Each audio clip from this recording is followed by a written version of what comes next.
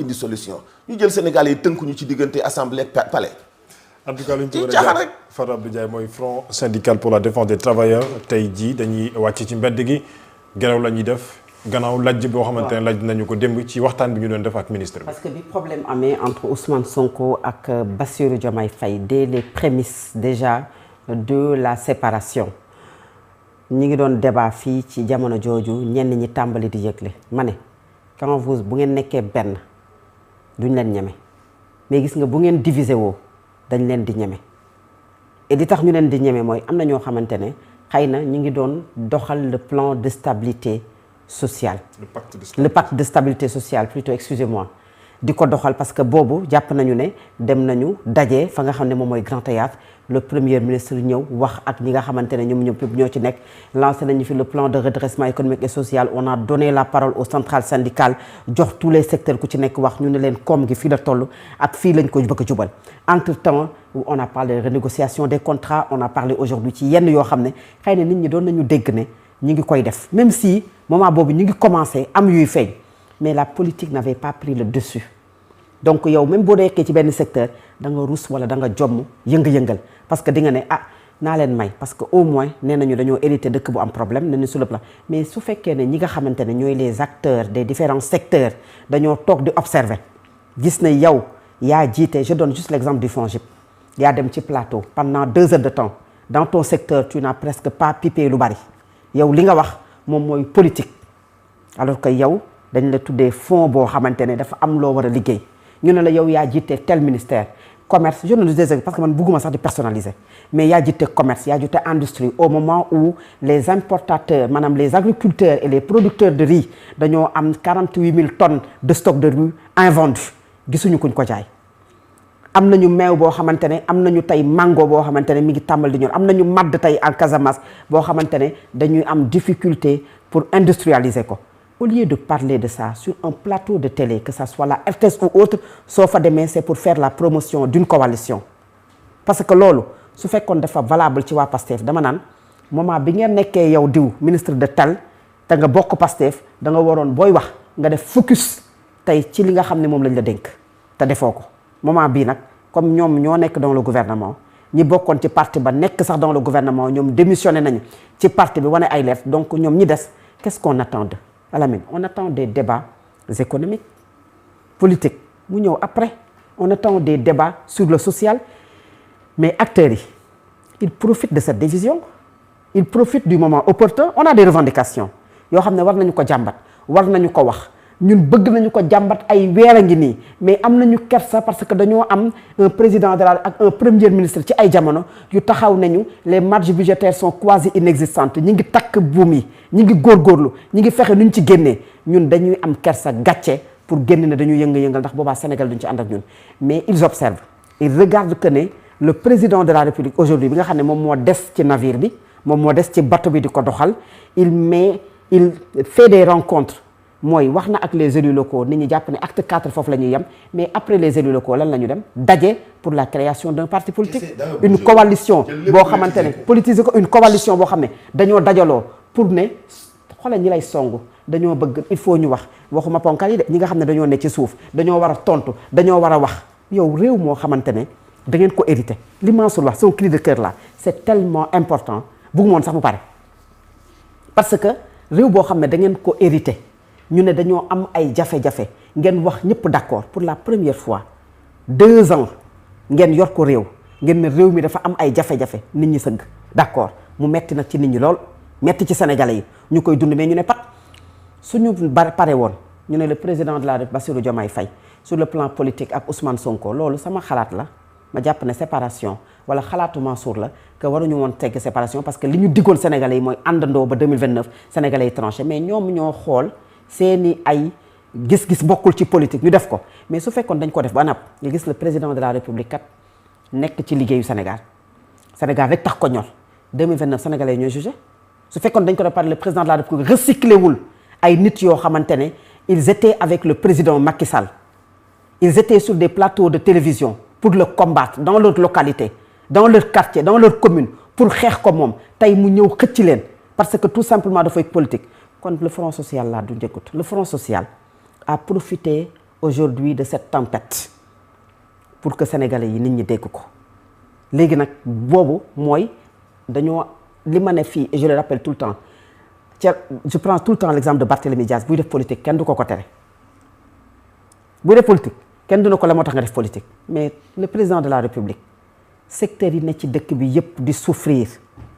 nga jël aujourd'hui les médecins les chirurgiens dentistes nga jël aujourd'hui la SONAGED les travailleurs du nettoiement nga jël aujourd'hui ñi nga xamante ne tey moom mooy les agriculteurs et les producteurs nga jël front syndical bi boot lépp loo xam ne tënku na ci liggéeykat nga jël certains travailleurs de la Sénélec nga jël également mais secteurs yu bari yoo xamante ne ànd gësam kuréel yi nga xam ne moom la boot F2S kuréel yëpp dajaloo ñoom ñëpp ku ci nekk yebbi la sa ay jàmbat ku ci nekk nga gis ko mu actif ku ci nekk di gaawantu parce que dañoo jàpp ne da nga commencer reléguer au second plan les priorités du Sénégal mooy le débat économique le débat social moom nga jël delloo ko ginnaaw jiital politique le timing qui a été choisi pose problème soo demoon tey ba ñu ne da ngaa jëm élection 2029 parce que quand on gère un pays mënoo bañ a def politique nga ne yow da ngaa bëgg a uti mais am ambition du crime mën nga tudd moral mën nga évoquer yenn yoo xam ne jàpp nga ne c'est des valeurs sociétales yoo xam ne tey bëgg woon mu am cette division boo xam ne tey mën na ñaaw mën na ternir l'image et déstructurer les valeurs morales et sociétales mais ambition du délit boo demoon ba tey jub élection nga ne da nga am ambition pour nekk diw mais kan moo lay wax déedéet mais dafa am lu la sénégalais yi jox sénégalais yi bi ñu la koy jox nag ñu ci bari dañoo gëmm seen i bët daat ne non essayé on n'a jamais tenté gisuñu leen à l'œuvre vous nous avez présenté un projet ñu bëri am aspiration profonde au changement pour la première fois dans l'histoire politique du Sénégal vous avez 54% des voix des Sénégalais ñun leen doxal leen mais ngeen doxal même pas un an on nous parle politique ñu ngi nii 2 ans après problème yi tey la gën a bëri réew moo xam ne comme gu nërmeelu Sénégal ñi daawul ñaan ñooy ñaan nit ñi am jafe-jafe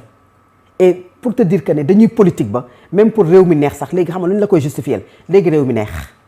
le FMI va bientôt décaisser on a levé la suspension du BTP yaa ngi gis ne réew mi ngi commencé neex les passeports diplomatiques commencé na parce que y avait quelqu'un qui avait bloqué non du noonu la ñuy xamee réew mu neex mooy tous les secteurs d'activité di doxal nit ñi di ci gis seen bopp comme gi di dugg ba pare mu nekk loo xamante ne kenn du ko lijjanti mais dañ koy liggéey c'est pas parce que tu adhères à un parti politique wala tu adhères à un mouvement wala tu adhères à une coalition wala tu as des fonds wala tu as été promu pour ta localité pour que sa askan nooyi non nit ñi waruñu jaar ci parce que diw il a été maire telle localité jóge na ci Macky Sall tey dem na ci coalition Diomaye président wala le parti nouveau parti wala dem na ci Pastef pour que moom mooy tax askan wa sentir seenuk neex le président de la République est le garant de la stabilité mais également doxalinu réewu Sénégal koomu réewu Sénégal yittey Sénégalais yi daf ko war a ñor commençant par la santé nit ku wérul mënoo taxaw nos structures de santé dañuy souffrir la santé au Sénégal est malade les maladies cancéreuses peinent à se soigner dans ce pays-là les hémodialysés pareil ñi amee drépanocytose dañuy am jafe-jafe ñi nga xamante ne aujourd'hui moom mooy baykat yi bërki dem le ministre de l'agriculture génn joxe un taux boo xam ne agriculteurs yi nee nañ taux boobu amul mais amul te dafa wax ne fii la ñu toll pour la campagne agricole ñu ne amul activité boo jël le commerce on a parlé ici des sachets d'eau ci ngoon si la ñu gis l'arrêté du ministre du commerce mais ces sachets d'eau existent depuis quand depuis combien d'années du sax benn at non vente bi dafa yokk ci mbedd mi man démb xam nga après l'arrêté yënduwuma plateau oui dama yëndu circuler dem naa fa sori dem tourner ay reportage ci ay toolam et cetera bien sûr mais man démb laa gis ay mbuusu ndox yoo xam ne xaw ma woon sax existé na bien sûr c'est-à-dire seen communiqué bi ci communiqué la yam Fatou amul benn contrôle wala dara luy changer attitude wala comportement wu Sénégal yi ci ndox boobu mbuusu ndox yaa ngi ni gàdd ci biir Ndakaaru nag laa la wax mais ndox mee tane yeneen boissons yi Fatou y a des boissons yoo xam ne ci ay xale yu jigéen da ñoo koy def ci ay caisse di ko jaay ci rond-point yi benn 500 xamoo fu ñu ko defaree. boo nekk moom Sénégal amul contrôle. yow boo ko ubbee boisson bi en tout cas xet bi muy xeeñ. yow boo composé woon boisson mu jox la xet boobu sa kër doo ko naan mais le fait mu nekk ci. parce kanam que y a pas de contrôle Mansour. amul contrôle dëkk bi suñu gouvernement bi liggéeyuñu foofu la wax ji ne. on se contente de communiquer pour wax lan dans le communiqué nous allons prendre des mesures. Toute personne bu ñu jàpp dañ la ñaata communiqué ñaata arrêté ngay gis on a fait un reportage récemment au rond-point Liberté 6 et aux alentours. Tu as vu que certaines personnes déguerpies recommencent quand même à venir sur les lieux dans ce pays kon mesure lu muy jariñ su fekkee ne l'état est une continuité et que li nga xam ne moom nga fi fekk da nga war a fexe ba doo ko fouler au pied mais da ngay ñëw gën ko renforcer bu fekkee lu baax la su fekkee loo xam ne baaxul kenn du la ne nga joyanti ko parce que personne n'est parfait et amul duñ ne dans le gouvernement précédent d'Ousmane Sonko tout est parfait dans le gouvernement de Al-Amine Lo tout ne sera pas parfait mais faites des efforts épargnez-nous de la politique du matin au soir parlez du développement du Sénégal parlez d'économie parlez de la santé parlez du social lijjanti leen askanu Sénégal bi leen jox réewu Sénégal moment bi mu méttee moment boo xam ne ay nit ñoo ñàkk seen bakkan des sangs ont été versés dans ce pays pour une aspiration profonde au changement des jeunes ont été emprisonnés dans ce pays parce que jàpp ma ne nit moo tax ñu def ko dama jàpp ne dafa am lu ñu bëggoon ci réewu Sénégal gisuñu ko ñenn ñi di wane seen mécontentement ñenn ñi li fi nekkoon ils étaient excessifs ils ont arrêté même des innocents tëj leen et li koy wane mooy da ngay tëdd di nelaw ñu ne la tey da ngay génn loolu rek firndeel na ne il n'avait pas de document ou bien d'argument yoo xam te mën teew ñooñu ñëpp dañoo souffrir loolu les séquelles sont là Sénégal dafa am ay séquelles yu muy dund moo tax gis nga parfois li Mansour wax nii tu am da ngay mer ba doo am envie sax li nga xamante ne moom moo am tout ce débat et de tout bord qu'il soit ñu yegg fii nii parce que nag débat bi day yegg foo xamante ne doo épargner kenn responsabilité non ñoom ñëpp responsable. est-ce que yaa ngi comprendre mooy Sénégal le pays ne mérite pas ça ce pays leur a tout donné ce pays leur a tout donné yow yaay président de la République. fii seen émotion. bokkatoo gis-gis ak ki nga xamante ne moom nga jàpp ne moom nga àndaloon mi ngi jiite pencum ndaw réew bu Sénégal yaa ngi jiite fi nga xam ne pour lu musul am Sénégal jàngal leen ñu wan leen ñu ne lii musul am Sénégal mais puisque y a division vous allez réussir ça. mooy une cohabitation douce ba pare ngeen teg ko nële li Mansour wax parlement constitution président de la république ngeen lijjanti jafe-jafe askan wi le 10 juillet aujourd'hui il y a une coordination importante de syndicats qui est en grève dans ce pays il y a les médecins chirurgiens dentistes yu banque seen loxo il y a des malades qui ne seront pas soignés aujourd'hui est-ce que le président xam na loolu est-ce que le président xam na ne ñi nga xam ne ñoo nekk ci nettoiement bi nga xamante ne ku sa kër am mbalit ñaari fan doo noyyi wala doo génn ñëw liggéey fay ñu leen seen xaalis. et li tey ñu fay leen caprice donc la diggante seen société nu tudd. Sonaget parce que ñoom ci seen communiqué bi ñu génnee mooy état bi décaissé na xaalis. ba pare xaalis bi génnagul demagul ci ñoom. ñu xam ne caprice ñu xam ne am na ay baykat yoo xamante ne ña nga yor ceeb bu ne gadd amuñu fu ñu ko jaayee nañ leen di rappeler Alamine parce que c'est aussi notre rôle nos journalistes man y compris bu ma dalalee fii koo xamante ne politique rek ko ñor fa may njëkkee ak moom mooy Diomaye ak Sonko